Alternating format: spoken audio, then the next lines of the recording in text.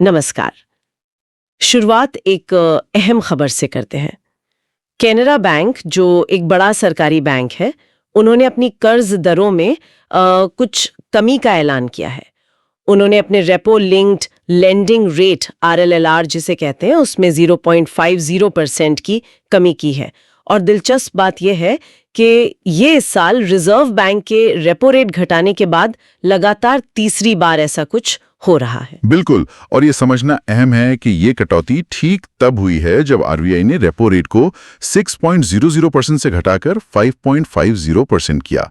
तो Canada bank का ये कदम एक तरह से दिखाता है कि आरबीआई की जो नीतियां हैं उनका असर बैंकों के जरिए ग्राहकों तक पहुंच रहा है। हाँ, तो अब कैनरा बैंक का नया आरएलएलआर 8.75% से घटकर 8.25% हो गया है। और ये जहां तक मुझे पता है 12 जून 2025 से लागू भी हो गया है।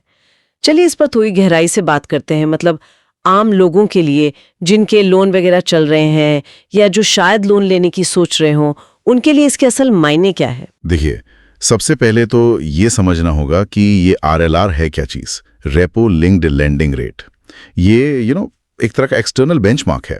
आसान भाषा में कहें तो बैंक की जो ब्याज दर है वो सीधे सीधे आरबीआई की रेपो रेट जैसी बाहरी दर से जुड़ी होती है। तो जब आरबीआई रेपो रेट बदलता है तो इस सिस्टम में बैंकों को भी अपनी दरें उसी हिसाब से बदलनी पड़ती हैं। और जैसा आपने कहा, ये 2025 में आरबीआई की तीसरी रेपो रेट कटौती है। ये इशारा करता है कि भाई अर्थव्यवस्था को थोड़ा सहारा देने का माहौल बन रहा है। अच्छा, तो ये एक्सटर्नल बेंचमार्क वाली व्यवस्था इसीलिए थी ताकि आरबीआई जो भी करे उसका असर जल्दी ग्राहकों तक पहुंचे। पुरानी वाली व्यवस्था से ये अलग कैसे है? मतलब कुछ तो फर्क होगा। हाँ, आपने बिल्कुल सही पॉइंट पकड़ा।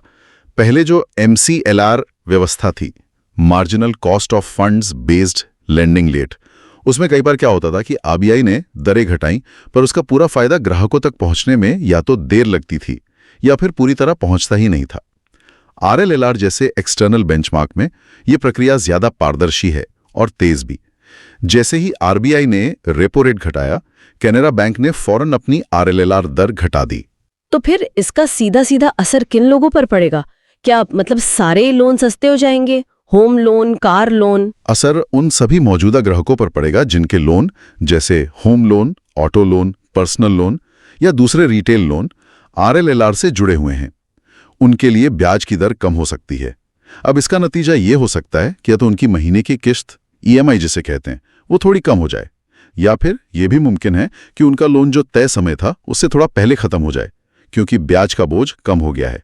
और हाँ, जो लोग अब नया लोन लेने का प्लान कर रहे हैं उनके लिए भी कम दर पर लोन मिलने की उम्मीद बढ़ जाती है। ये तो सुनने में काफी अच्छा लग रहा है, खासकर उन लोगों के लिए जिनके लोन आरएलआर से जुड़े हैं। लेकिन एक सवाल मन में आता है, क्या ये कटौती सभी ग्राहकों के लिए मायने रखती है?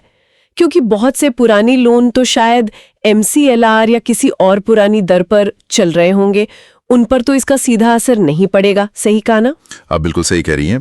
ये एक बहुत जरूरी बात है समझने वाली। ये जो कटौती है ये मुख्य रूप से उन्हीं लोन्स पर असर डालेगी जो आरएलआर जैसे एक्सटर्नल बेंचमार्क से जुड़े हैं। जिन लोगों के लोन अभी भी पुरानी MCLR व्यवस्था पर हैं या बेस रेट पर चल रहे हैं, उनको शायद इस कटौती का सीधा और एकदम से फायदा न मिले। उनकी लोन की दरें बैंक के अपने अंदरूनी फैक्टर्स और उनकी रीसेट डेट पर निर्भर करेंगी। यहीं पर ये अलग अलग बेंचमार्क व्यवस्थाओं का फर्क समझ आता है। हाँ, मतलब ये हुआ कि सिर्फ रेपो रेट कट की खबर सुन लेना ही काफी नहीं है। ये जानना भी बहुत जरूरी है कि अपना खुद का लोन किस बेंचमार्क से जुड़ा हुआ है। निश्चित रूप से। देखिए, कैनरा बैंक ने भी अपने बयान में यही कहा है कि वो ग्राहकों को बेहतर अनुभव देना चाहते हैं और आरबीआई की नीतियों के हिसाब से ये राहत दे रहे हैं। लेकिन फायदा असल में किस तक और कितनी जल्दी पहुंचेगा, ये तो लोन के प्रकार और उसकी शर्तों पर ही निर्भर करेगा। तो कुल मिलाकर अगर हम देखें, कैनरा बैंक का यह कदम आरबीआई की नीति का असर ग्राहकों तक पहुंचाने की दिशा में एक अच्छा संकेत है, खासकर उन लोगों के लिए जिनके लोन सीधे रेपो रेट से जुड़े एक्सटर्नल बेंचमार्क पर आधारित है। बिल्कुल, संक्षेप में यही बात है। कैनरा बैंक की आरएलएलआर कटौती आरबीआई के रेपो रेट घटाने का सीधा नतीजा है। इससे एक्सटर्नल बेंचमार्क से जुड़े कई कर्जदारों के लिए लोन की लागत कम होने की पूरी संभावना है।